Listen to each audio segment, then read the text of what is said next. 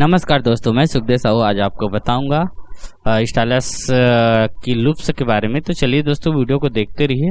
आज हम 135 BPM में कहरवा वाद्य है, तो इसको सुनिए दोस्तों, और हमारे चैनल को लाइक शेयर कमेंट जरूर करें। ये जो घुंघरू है, ये भी घुंघरू है, स्लो है।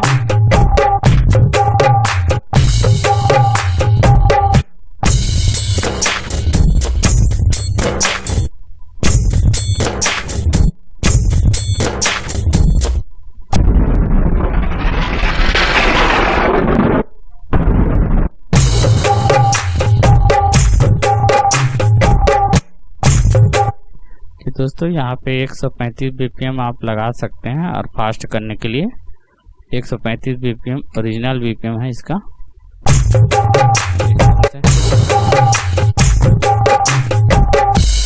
इस तरह से एंड कर सकते हैं, एंड करने के लिए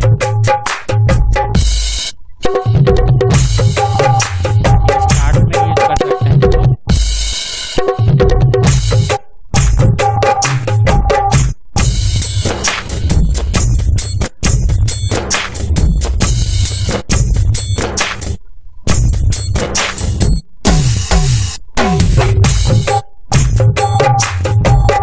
जो टी लिख के रखा हो, मतलब कहना चाहिए बैकअप है, ताल है बीच का।